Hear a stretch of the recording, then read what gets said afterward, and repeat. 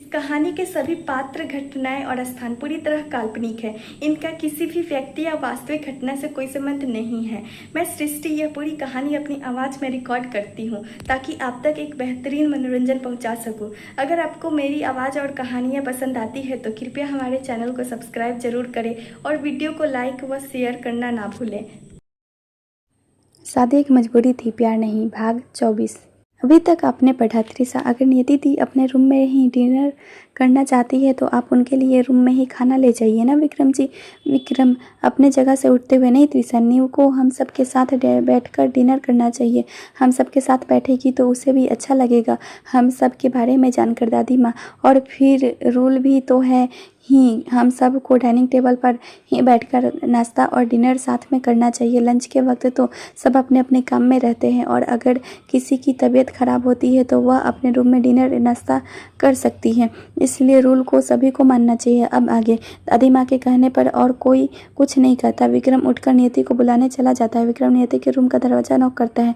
नियति, जो किसी के से कॉल पर बात कर रही थी, किसी के दरवाजे नॉक करने पर चिढ़ जाती है। नियति चिढ़ते हुए, इस घर में कोई भी शांति से रहने नहीं देता है। दूसरी तरफ से कॉल पर जो था वह नियति से पूछता है कि क्या हुआ बेबी, तुम चिढ़ क्यों रही हो। नियति, जब देखो तब कोई ना कोई दरवाजे नॉक करते रहते हैं, चैन से जीने भी नहीं दे रहे। कहते हुए गुस्से से दरवाजा की तरफ बढ़ जाती है। दरवाजा खोलकर जैसे ही कुछ बोलने वाली होती है कि विक्रम को देखकर रुक जाती है और हकलाते हुए, नियति भाई आप इस वक्त यहाँ। विक्रम मुस्कुराते हुए, हाँ मुझे भूख नहीं लगी है क्या? चल तुझे डिनर के लिए बुलाने आया हूँ, सब इंतजार तेरा कर रहे होंगे नीचे। नियति मुस्कुराते हुए, भाई नीचे क्यों, हम रूम में ही डिनर मंगा लेते हैं ना। विक्रम, नहीं न्यू, अब इस घर में सब कुछ बदल गया है, हम सब एक साथ डिनर डाइनिंग टेबल पर करते हैं, ब्रेकफास्ट लंच डिनर करते हैं। हम हाँ, अगर किसी की तबीयत खराब हो तो वह अपने रूम में खाना खा सकता है। नियति विक्रम के बात को टाल नहीं सकती थी और अपने कॉल को कट करके विक्रम के साथ नीचे चली आती है। डाइनिंग टेबल पर पहुंचकर देखती है तो सब चेयर पर बैठे हुए थे। विक्रम नियति को इशारे से चेयर की ओर इशारा करती है बैठने के लिए।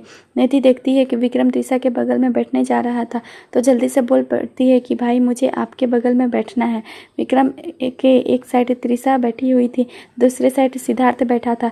नियति के ऐसा बोलने पर त्रिशा अपने जगह से उठकर खड़ी हो जाती। त्रिशा को अपने जगह से उठता देख सिद्धार्थ त्रिशा को रोकता है। सिद्धार्थ, भाभी आप अपने जगह पर बैठिए, मैं उठ जाता हूँ। नियति दी मेरे जगह पर बैठ जाएंगी। नियति, नहीं, मुझे विक्रम भाई के इसी साइड पर बैठना है। त्रिशा सिद्धार्थ से, सिद्धार्थ आप अपने जगह पर बैठिए, मैं दूसरे चेयर पर बैठ जाती हूँ।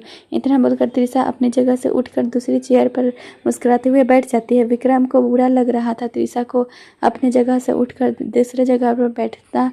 त्रिशा के उठते ही नियति बैठ जाती है। त्रिशा की नज़र विक्रम पर जाती है तो उसे विक्रम ठीक नहीं लग रहा था। त्रिशा आंखों से इशारा करके उसे कुछ समझाती है। डिनर खत्म करने के बाद सभी अपने अपने रूम में चले जाते हैं। रूम में त्रिशा बेड से टिक कर रही थी। विक्रम उसके पास आकर, विक्रम, त्रिशा, मुझे ऐसा क्यों लग रहा है जैसे धीरे धीरे तुम मुझसे दूर होती जा रही हो। इतने दिनों तक सब ठीक था लेकिन जब से न्यू आई है तब से मुझे हमारे बीच ठीक नहीं लग रहा है। त्रिशा विक्रम की बात सुनकर विक्रम की ओर देखती। त्रिशा, आपको ऐसा क्यों लग रहा है विक्रम जी, हमारे बीच सब ठीक है। विक्रम त्रिशा के हाथ पकड़कर, जब से तुम मेरी ज़िंदगी में आई हो तब से हम दोनों ने एक दूसरे के बगल में बैठकर खाना खाया है और आज तुम मेरे बगल में नहीं बैठी थी तो मुझे अच्छा ज़्यादा खाया नहीं गया। त्रिशा विक्रम को शांत करने के लिए उससे मजाक करती है। त्रिशा हंसते हुए, विक्रम जी मैं अच्छी तरह से समझती हूँ, मुझे लगता है इसी बहाने आपको कुछ खाने को मिल जाएगा। आप सीधा सीधा बोलिए ना कि आपको भूख लगी है।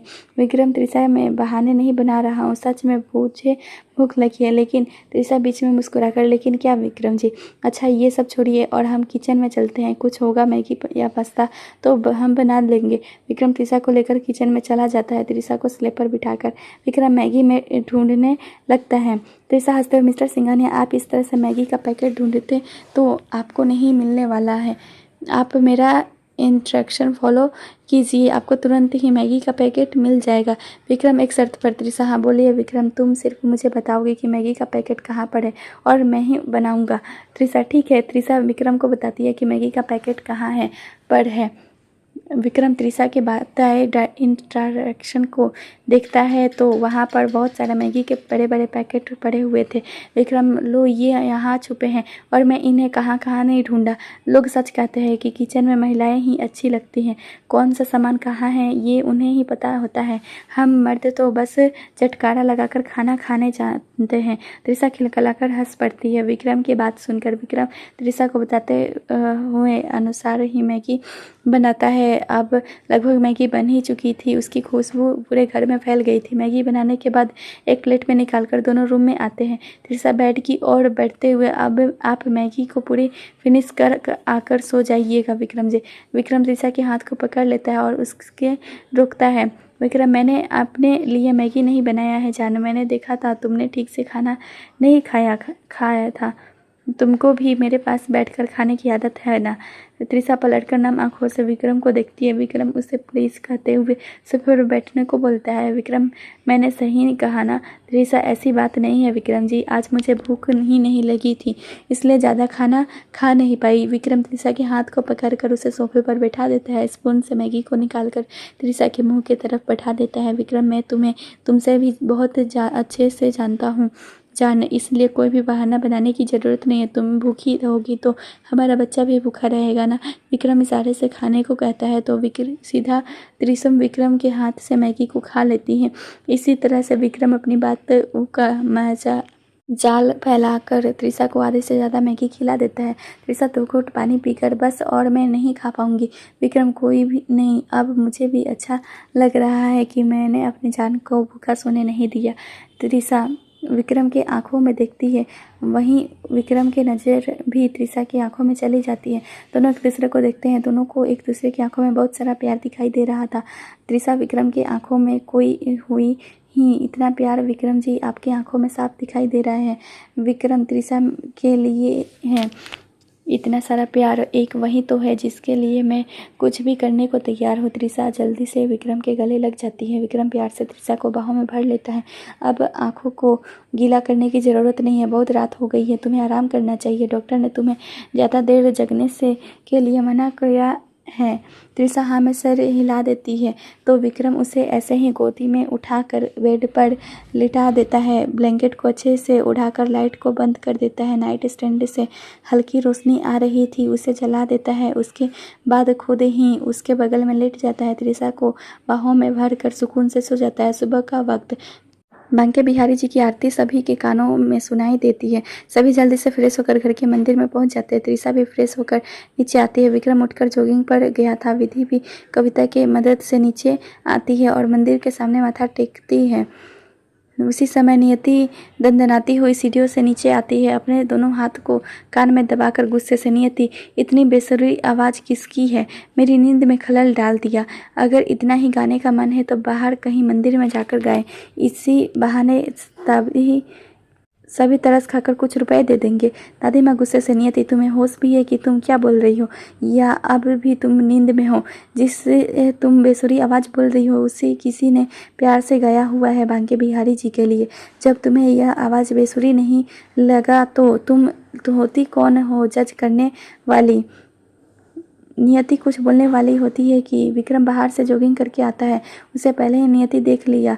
फिर बात को संभालते हुए प्यार से, नियति दादी माँ आप तो भड़क गई। मैं ये बोलने जा रही थी कि यह आवाज़ कितनी प्यारी है, पता नहीं मेरे मुंह से कैसे शब्द निकल गए, मुझे माफ़ कर दीजिए दादी माँ। विक्रम ने दादी माँ की बात को नहीं सुना था, इसलिए आगे आकर नियति को बताता है कि इतनी खूबसूरत आवाज़ हमारी त्रिशा भाभी की है। दादी माँ ने उसकी आवाज़ को रिकॉर्ड कर रोज़ सुबह सुनाती है बांके बिहारी जी के आरती के समय। अभी तुम्हारी भाभी प्रेग्नेंट है तो उसे जल्दी से नीचे आने का परमिशन नहीं है और ना ही सुबह जल्दी उठने का, इसलिए मम्मा उनकी जगह बांके बिहारी जी की आरती करती हैं। नियति मुस्कुराकर त्रिशा की आवाज़ की तारीफ करती है। नियति, वाह भाई, सच में त्रिशा भाभी की आवाज़ बहुत खूबसूरत है। उनकी आवाज़ सुनकर ऐसा लगता है जैसे मैं अनुराधा पौडवाल जी की आवाज़ में उनकी आरती सुन रही हूँ। विक्रम मुस्कुराकर, मैं भी जब पहली बार त्रिशा की आवाज़ को सुना तो मुझे यकीन नहीं हो रहा था कि त्रिशा गा रही है। नियति अपने रूम में चली जाती है। उसके जाने के बाद विधि भी त्रिशा के पास आकर उसकी तारीफ करती है। विधि त्रिशा के सर को सहलाते हुए सच में माँ सरस्वती तुम्हारे कंठ में विराजमान है, बहुत प्यारी आवाज़ है तुम्हारी। त्रिशा विधि को थैंक यू बोलती है। सभी प्यार साथ लेकर हॉल में आकर बैठ जाते हैं। इधर रूम में नियति पागलों की तरह सामान को इधर उधर फेंक रही थी। नियति, इससे ज़्यादा तो मैं जयपुर आती ही नहीं। जब देखो तब कोई ना कोई आकर रूम का डोर नॉक करती है, और सुबह सुबह तो इतनी बेसुरी आवाज़ में आरती सॉन्ग सुन कर मेरा दिमाग ख़राब हो रहा है। पता नहीं मैं यहाँ कैसे रह पाऊँगी। मैं जैकी को कॉल करके जयपुर बुला लेती हूँ। जब वह यहाँ आ रहेगा तो मुझे भी कंपनी मिल जाएगी। फिर कुछ सोचकर, लेकिन मैं भाई को क्या कह कर जैकी का इंट्रो करवाऊँगी? उनसे तो नहीं कह सकती ना कि मैं जैकी से प्यार करती हूँ और उससे शादी करना चाहती हूँ। ये इंडिया है और यहाँ ऐसी बातें बिल्कुल भी नहीं होती है। इंडिया संस्कारों और रीति रिवाजों का देश है। ऐसा करती हूँ, जैकी को अपना दोस्त बताकर भाई से मिलवा देती हूँ, या ठीक रहेगा। उसी समय जैकी के पास कॉल करती है और जयपुर से आने को बोलती है। दूसरी तरफ से जैकी ये सुनकर खुश हो जाता है। बेस्ट फ्रेंड करने के बाद विक्रम अपने रूम में जाकर अपनी ऑफिस जाने के लिए रेडी होता है और साथ ही साथ त्रिशा को इंस्ट्रक्शन देता है कि रूम से ज़्यादा बाहर ना आ जाए और रूम में ही रहकर आराम करें। त्रिशा मुस्कुराकर, अब बेफिक्र होकर जाइए पतिदेव जी, अब तो मुझे आदत सी हो गई है आपकी इन्हीं बातों को सुन कर। विक्रम अपने बैग में लैपटॉप को डालते हुए खुश होकर, क्योंकि आज त्रिशा ने उसे पतिदेव जो कहा था। विक्रम, लगता है प्रेगनेंसी की वजह से तुम्हारे जुबान से कुछ अजीब शब्द निकल रहे हैं, वरना तुम मुझे विक्रम जी और मिस्टर सिंघानिया कहकर पुकारती हो। आज पहली बार तुम्हारे मुंह से पतिदेव सुनकर बहुत अच्छा लग रहा है मेरी धर्मपत्नी। त्रिशा भी हंसते हुए, आप मेरा इतने अच्छे से ख्याल रखते हैं तो मैंने सोचा कि क्यों ना मैं आपको कुछ और कर बुलाऊं, इसलिए मुझे पतिदेव बोलना आसान लगा। विक्रम त्रिशा के पास आकर उसके माथे पर किस करके, विक्रम सीरियस होकर, तुम मुझे कुछ भी कहकर बुलाओ मुझे अच्छा लगता है, खासकर तुम मुझे विक्रम जी बुलाती हो तो बहुत ज़्यादा अच्छा लगता है। तुम्हारे मुंह से अपना नाम सुनने किसी खजाने को पा लेना जैसा। त्रिशा हंसते हुए फिर एक बार मजाक करती है। त्रिशा, अच्छा अगर मैं आपको हस्बैंड जी बुलाऊं तो कैसा रहेगा? विक्रम भी हंसते हुए त्रिशा के नाक को अपने नाक से छू लेता है। विक्रम, तो पर भी मुझे अच्छा लगेगा क्योंकि मैं भी तुम्हें वाइफ ही बुलाऊंगा। त्रिशा, अब बहुत हुआ पतिदेव जी, अब आपको ऑफिस के लिए निकलना चाहिए। विक्रम त्रिशा के पेट की ओर देखकर, हाँ, मैंने जाने के बाद तुम गुलाबों को बोलकर अचार की बरनी को रूम में नहीं मंगाओगी। तुम्हें ज़्यादा खट्टा खाने डॉक्टर ने मना किया है। मैं नहीं चाहता कि तुम्हें बाद में परेशानी झेलनी पड़े, और ये बात मैं उसे भी समझा रहा हूँ जो मामा के टम्मी के अंदर बैठा सोच रहा होगा कि पापा के जाने के बाद मम्मा से बोलता हूँ कि मुझे खट्टा खाने का मन कर रहा है। विक्रम के इतना कहते हैं त्रिशा के पेट में हलचल होती है। दोनों देखकर मुस्कुरा देते हैं। विक्रम मुस्कुराते हुए, हाँ हाँ समझ गया, आप अपना मम्मा का ख्याल रखने वाले हो। मेरे गैर मौजूदगी में आप अपने मम्मा को बिल्कुल भी खट्टा खाने मत देना बच्चा। एक बार फिर त्रिशा के पेट में हलचल होती है। त्रिशा, विक्रम जी, हमारा बच्चा बहुत समझदार है, देखना उसने आपकी बातों का कैसा जवाब दिया। विक्रम त्रिशा को किस करके ऑफिस के लिए निकल जाता है। विक्रम के जाने के बाद कुछ देर बाद रूम का डोर नॉक होता है। त्रिशा बिना देखे ही अंदर आने को बोल देती है। विधि रूम के अंदर आ जाती है। त्रिशा रूम में विधि को देखकर बेड से उठने की कोशिश करती है। विधि चलकर त्रिशा के पास बेड पर बैठ जाती है और उसे उठने में उसकी हेल्प करती है। विधि त्रिशा को वहीं बेड पर बैठने को बोलकर तकिए को उसके सिर के पीछे टिका देती है। विधि त्रिशा के पास ही बेड पर बैठ जाती है। विधि मुस्कुराकर, जब मैं इस घर में आई हूँ तब से मैं किसी से ज़्यादा बात भी नहीं कर पाई, खासकर तुमसे। क्या कुछ देर में तुमसे बात कर सकती हूँ? त्रिशा, हाँ जरूर विधि जी, बोलिए ना। विधि एक गहरी सांस लेकर, त्रिशा तुम्हें तो सब पता होगा ना कि विक्रम और मैं, वरुण, हम तीनों बहुत अच्छे दोस्त हैं। दोस्ती के बाद पता नहीं कैसे मैं और वरुण एक दूसरे से प्यार करने लगे। ऐसे तो कोई भी देखता तो उसे यही लगता कि शहद और करेला एक ऐसे हो सकते हैं। वरुण और मैं शहद और करेले की तरह थे, लेकिन प्यार एक ऐसी चीज़ है जिसके सामने कोई भी घुटना टेक सकता है। इतना बोलकर विधि चुप हो गई और त्रिशा को देखने लगी। त्रिशा को देखकर विधि को ऐसा लगा जैसे त्रिशा उससे कुछ चाहती है। विधि त्रिशा के हाथ पर अपना हाथ रखकर, विधि क्या हुआ त्रिशा, तुम मुझसे कुछ पूछना चाहती हो? त्रिशा मुस्कुराकर, ऐसा कुछ नहीं है विधि जी, मैं तो बस बीच में विधि बोलती है। तुम मुझसे कुछ भी पूछ सकती हो त्रिशा, मुझे बुरा नहीं लगेगा। और एक बात, तुम मुझे विधि जी नहीं बोलोगी, तुम सिर्फ मुझे विधि बोल सकती हो विक्रम की तरह। त्रिशा उदास आंखों से विधि को देखती है। त्रिशा, अगर मैं आपको दी बुलाऊंगी तो आपको पसंद आएगा। विधि खुश होकर त्रिशा को गले से लगा लेती है। विधि त्रिशा को गले से लगाए हुए ही, तुम्हें पता है त्रिशा, मैं भी तुम्हें अपनी छोटी बहन का दर्जा देना चाहती थी, लेकिन पता नहीं मुझे ऐसा क्यों लगा कि तुम। त्रिशा बीच में बोलती है, आपको लगा कि कहीं त्रिशा ने मना कर दिया तो आप सच बोलिए दी, आपको यही लगा ना, आप झूठ नहीं बोलेगी। विधि त्रिशा से दूर होकर उसके चीन को पकड़ लेती है। विधि हंसते हुए, मेरी छोटी बहन तो अपने दिल की बात को समझ जाती है। त्रिशा नम आँखों से, आपको पता है दी, जब मैंने आपको हॉस्पिटल में पहली बार देखा तो मुझे अपने में एक बड़ी बहन नज़र आई थी। आप उस वक्त होश में रहती तो मैं आपको वहीं पर दी बुला देती। विधि त्रिशा के सर पर अपना हाथ फेरते हुए, तो क्या हुआ, उस वक्त मैं होश में नहीं थी तो आज तो होश में हूँ, तुम मुझे अब दी बुला सकती हो। त्रिशा मुस्कुराते हुए हाँ में सिर हिला देती है। दोनों के बीच ऐसे बहुत सारे बातें होती हैं। इसी बीच बातों ही बातों में त्रिशा विधि से पूछ ही लेती है, त्रिशा दी, क्या मैं आपसे एक बात पूछूं? विधि हंसते हुए, तुझे अभी कुछ मिनट पहले ही तो बोला है कि कुछ भी पूछने से पहले अपने दी की परमिशन की ज़रूरत नहीं है। चल पूछ, तो जो कुछ भी पूछना चाहती है मुझे तेरे सारे सवालों का जवाब दूंगी। त्रिशा अपने दोनों हाथ की उंगली को आपस में उलझाते हुए, त्रिशा दी, क्या आप जानती है कि विक्रम जी भी आपसे प्यार करते थे? विधि, हाँ मुझे पता, और वरुण को बाद में पता चला। जब नया साल आने वाला था उस दिन हम लोगों ने नया साल सेलिब्रेट करने के लिए एक घर को रेंट में लिया था। जब 12 बजने के बाद भी विक्रम वहाँ नहीं आया तो मैं और वरुण बाहर गए थे उसे देखने के लिए। कुछ दूरी पर बेंच था, उसके आसपास बहुत सारे सामान बिखरे हुए थे। मैंने एक कार्ड के उठाकर देखा तो मैं हैरान हो गई। उस कार्ड में मेरा नाम लिख विक्रम ने अपने प्यार का इजहार किया था। वहाँ पर बहुत खूबसूरत रिंग भी थी जिस पर विक्रम और विधि लिखा हुआ था। वरुण और मैं सब समझ गए। उसी रात से विक्रम हम दोनों से फिर कभी नहीं मिला। मुझे बहुत बुरा लगा ये जानकर विक्रम भी मुझसे प्यार करता था। मैं उस वक्त वरुण के बच्चे की मां बनने वाली थी, इसलिए मैं विक्रम को कुछ भी बता नहीं पाई। त्रिशा दी, क्या क्रिस ही वो बच्चा? विधि, हाँ उस वक्त क्रिस मेरे कोख में पल रहा था। बाद में मैंने और वरुण ने विक्रम से संपर्क करने की कोशिश की थी, लेकिन शायद विक्रम ही नहीं चाहता था कि वह हम लोगों से संपर्क रखे। उसने कॉलेज से अपना नाम तक निकलवा लिया था। जयपुर आने के बाद उसने उदयपुर फिर कभी नहीं गया। विधि को उदास देखकर उसका मूड को ठीक करने के लिए त्रिशा मजाक करती है। त्रिशा मुस्कुराकर, अच्छा हुआ कि उस वक्त विक्रम जी आपसे प्यार का इजहार नहीं कर पाए दी, वरना आज मुझे विक्रम जी नहीं मिलते। त्रिशा की बात सुनकर विधि के चेहरे पर मुस्कान आ जाती है। विधि, हाँ तुम सही कह रही हो, क्योंकि मैं उसके प्यार के लिए डिजर्व ही नहीं करती थी। विक्रम के लिए तो मेरी छोटी बहन ही डिजर्व करती है। इतना बोलकर विधि त्रिशा को एक बार फिर से गले लगा लेती है। दोनों आज बहुत खुश थे। दोनों को आज अपनी अपनी बहन जो मिल गई थी। विधि, अब बहुत हो गया बातें। त्रिशा तुम अब आराम करो। त्रिशा, आपको भी आराम करने की ज़रूरत है दी, आप भी रूम में जाकर आराम कीजिए। विधि त्रिशा को अपना ख्याल रखने को बोलकर रूम से बाहर चली जाती है। विधि के जाने के बाद त्रिशा बहुत खुश थी तो उसने तुरंत विक्रम के पास कॉल लगा दिया।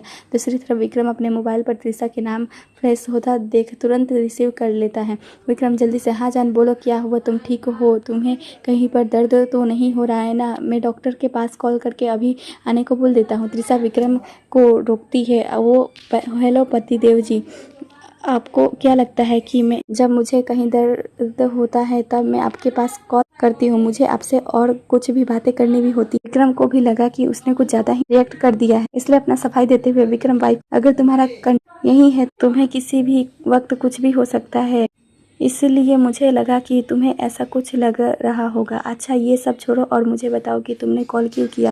त्रिशा खुश होकर विक्रम को सारी बातें बता देती है जो भी अभी अभी उसके और विधि के बीच हुआ। विक्रम भी खुश था। विधि और त्रिशा के बहानों वाला रिश्ता जुड़ गया ये जानकर, वरना त्रिशा को हमेशा से यही लगता था कि वो कितनी बदनसीब है, उसके बाबा के सिवाय उसका अपना कहने के लिए कोई नहीं है। विक्रम खुश होकर, मैं भी बहुत खुश हूँ त्रिशा तुम्हारे लिए कि कोई हो तो है जो तुम्हें अपना बहन कह सकती है त्रिशा, और ये सब आपकी ही वजह से पॉसिबल हुआ है विक्रम जी। अपने विधि दी के रूम रूप में मेरे लिए बड़ी बहन ला दिया। थैंक यू पतिदेव जी। विक्रम जान, अगर थैंक यू बोलना है तो तुम्हें बांके बिहारी जी को बोलना चाहिए। उनकी वजह से ही विधि आज ठीक हुई है। त्रिशा, आप भी सही बोल रहे हैं विक्रम जी। मैं उनके पास जाकर उनको भी थैंक यू बोल दूंगी। विक्रम, या एक बात ध्यान रखना, अभी तुम नीचे नहीं जाओगी। शाम को जब मैं वापस आऊँगा तो तुम्हें नीचे लेकर जाऊँगा, फिर हम दोनों साथ में उन्हें थैंक यू बोलेंगे। त्रिशा मुस्कुराकर हाँ में सर हिला देती है। दोनों कुछ देर और बातें करते हैं, फिर कॉल कट कर देते हैं। दूसरी तरफ दादी माँ देविका जी से हॉल में बैठकर बातें कर रही थी। दादी माँ, कुछ ही दिन बच्चे गए हैं सिद्धार्थ और गिनी की शादी में। देखते ही देखते दिन भी गुजर जाएंगे। विकी और सिद्धि की शादी मंदिर में हुआ, लेकिन अब सिद्धार्थ और नियति की शादी में पूरा जयपुर आएगा। सिंघानिया की शादी भी रीति रिवाजों में होती है, ये देखा देंगे पूरे जयपुर को। देविका जी हंसते हुए, माँ जी, सिद्धार्थ बता रहा था कि ऑफिस में सिर्फ उसी के ही शादी की बातें होती है। सब बहुत आतुर है अपने छोटे बॉस की शादी में सम्मिलित होने के लिए।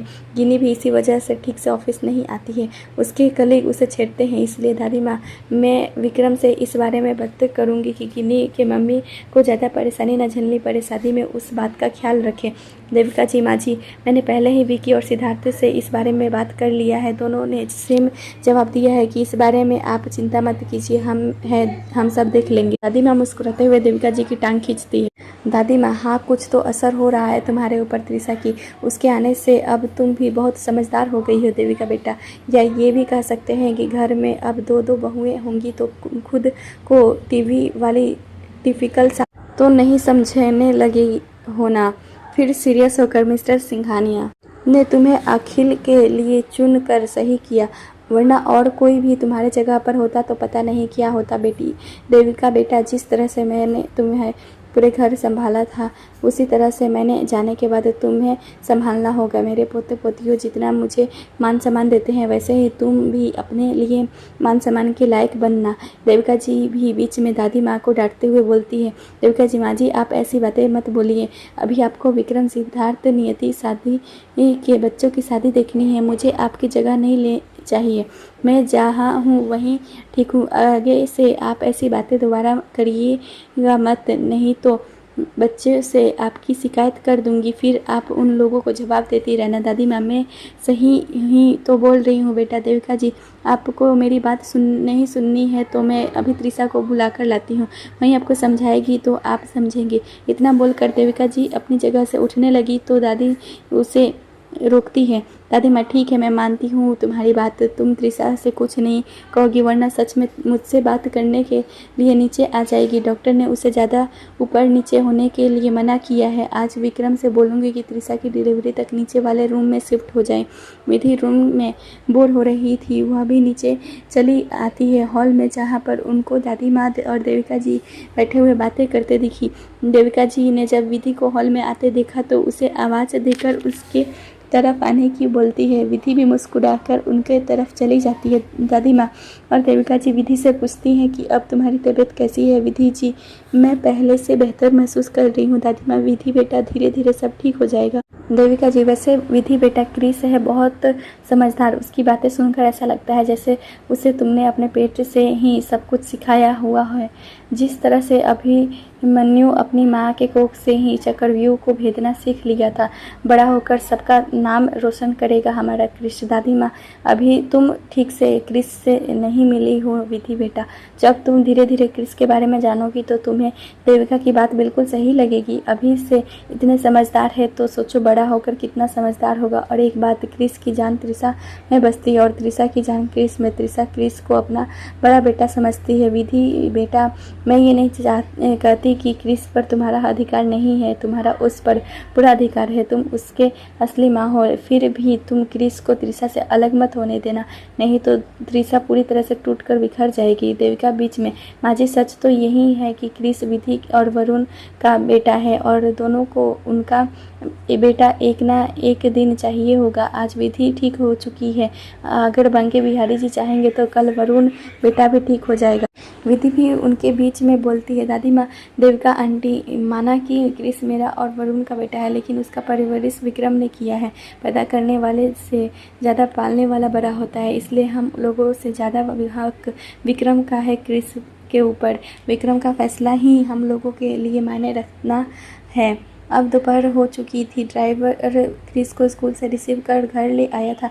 सभी हॉल में बैठे हुए थे, लेकिन वहाँ पर त्रिशा नहीं थी। क्रिस जब हॉल में आया तो उसने त्रिशा को वहाँ नहीं देखा। क्रिस दादी माँ से पूछता है कि दादी माँ, मेरी मेरी मैया कहाँ है? दादी माँ, क्रिस, आज से त्रिशा की तबीयत ठीक नहीं है, इसलिए वह अपने कमरे में आराम कर रही है। क्रिस उदास होकर, क्या हुआ मैया को दादी माँ? अब मुझे फ्रेश कौन कराएगा? विधि मुस्कुराते हुए अपनी जगह से उठकर क्रिस के पास आकर, विधि, आज मैं आपको फ्रेश करा दूंगी। क्रिस अपनी आंखें छोटी करके अपनी प्यारी आवाज़ में, क्रिस, लेकिन आप मुझे फ्रेश क्यों करवाना चाहती हैं आंटी? विधि क्रिस के बाल को ठीक करते हुए, इसलिए क्योंकि आज आपकी मैया की तबीयत ठीक नहीं है ना, उसकी जगह मैं आपको। क्रिस अपने सर से विधि के हाथ को हटाकर गुस्से से, क्रिस, आप अपना हाथ हटाइए मेरे सिर से, मुझे बिल्कुल भी पसंद नहीं है कोई मेरे सिर को इस तरह से छुए। केवल मैया मोरी ही मेरी सिर को छू सकती है। इतना बोलकर दौड़कर क्रिस सीढ़ियों से ऊपर अपने रूम की ओर चला जाता है। विधि की आंखों में आंसू तैर जाती है। विधि को बिल्कुल भी बुरा नहीं लगा क्रिस के इस तरह से बिहेव से।